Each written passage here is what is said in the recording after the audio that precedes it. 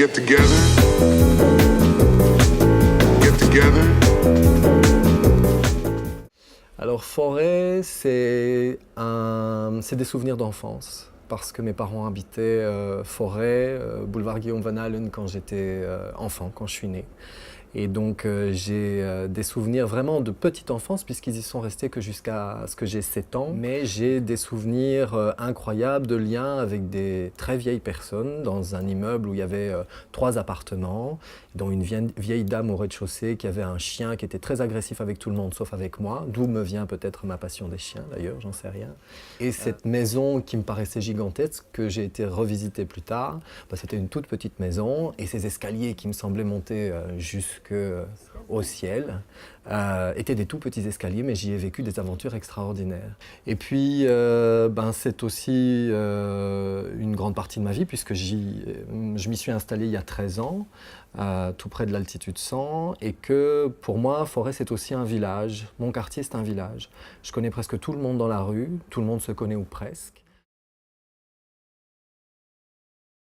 J'habite au quartier de l'altitude 100, il y a un panorama qui se trouve au bout de cette avenue de Alexandre Bertrand où j'habite.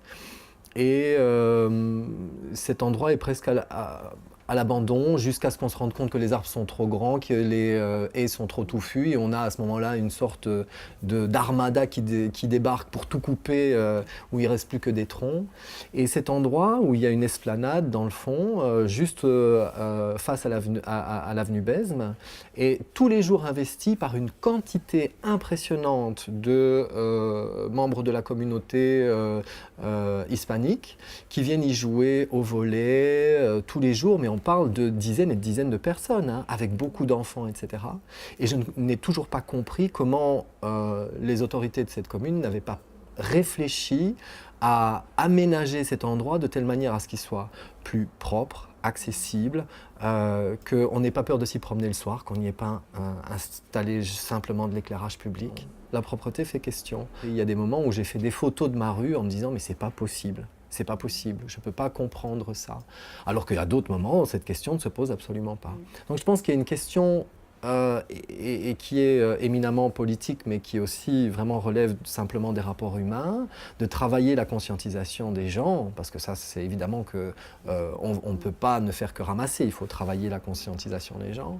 Mais je continue à dire que d'inscrire sur un horaire d'ouverture d'une maison communale qu'on est ouvert jusqu'à 18h le jeudi pour les gens qui travaillent, c'est se moquer du monde. J'en ai encore fait l'expérience dernièrement, quand tu arrives, tu as 40 personnes devant toi.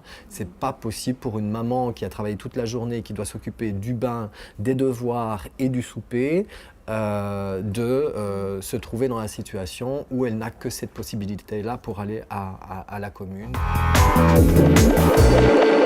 Get together. Get together.